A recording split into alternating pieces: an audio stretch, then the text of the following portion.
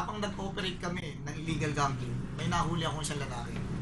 Sabi niya, "Sir, di naman na kami nagsusugal, nagkakatikisim kami." Sabi ko, paano kayo nagkakatikisim? May hawak niyo baraha. Sabi niya, ganito yan, sir. Sa ibabaw ng mundo ay may dalawang persa. Persa ng kabutihan at persa ng kasamaan. Pero bago dumating yan, on the first day, nilikha ng Diyos ang sanlibutan. Nilikha niya ang langit at ang lupa. Sa ikalawang araw naman, nilikha niya ang kalawakan at ang tubig. Sa ikatlong araw, nilikha niya ang bundok at ang tubig, siyempre. On the fourth day, nilikha niya ang araw at ang buwan. At sa ikalimang araw, nilikha niya ang ibon at ang mga isda na lumalangoy sa dagat. Sa ika-anim na araw, nilikha niya naman ang hayop. At ang pinakamahalagang nilikha niya ang tao. Pero sa ikapitong araw, nagpahinga ang Diyos. It means na tayong mga tao, kailangan din magpahinga. Ari tayo. Sabi sa Bible, meron tatlong Jack. Sino? Si Job, si Jeremiah, at si Joel. May tatlong queen din. Si Miriam, si Judith, at si Esther. May tatlong king.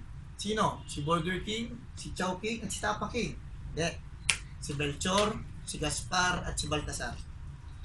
Sabi, ang Old Testament daw ay composed of 27 books. At ang New Testament naman ay composed ng 46 books. Kaya pag inad mo silang dalawa, ang lalabas ay 73 books. Pag inad mo sa umpisa, ang chapter hanggang sa gitna, ito'y composed ng 594 chapter. Kaya pag sa gitna hanggang sa dulo, pag inad mo sila, anong lalabas? 1,188 chapter ang ating Biblia. Pero anong sabi sa Psalm 1188? It's better to trust in the Lord rather into man. Mas mabuti daw na magtiwala tayo sa Diyos kaysa sa tao. Pero anong sabi? Sadyang napakalupit ng tadhana. Bakit? Sapagkat dumating ang kalaban. Ang sabi sa John 10:10, naparito ang magnanakaw para magnakaw, mangwarak at mandurog. Pero hindi tumigil ang Diyos. Bakit? Sabi nga sa John 10:9, ako ang pintuan at kung sino man ang papasok sa akin ay makakarating sa kanyang kalangitan.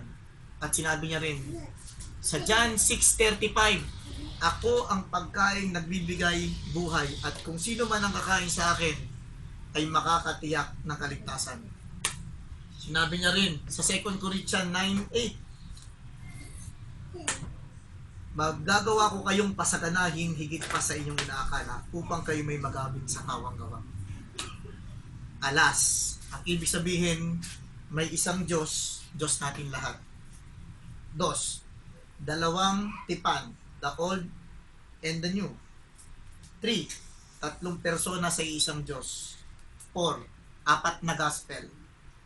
The Mark, the Matthew, Lucas, and John. 5, the Pentateuch. Genesis, Exodus, Leviticus, Deuteronomy, and Number. 6, the 6 works of mercy.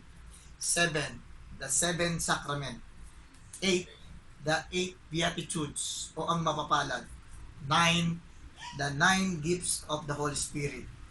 10, the 10 commandments.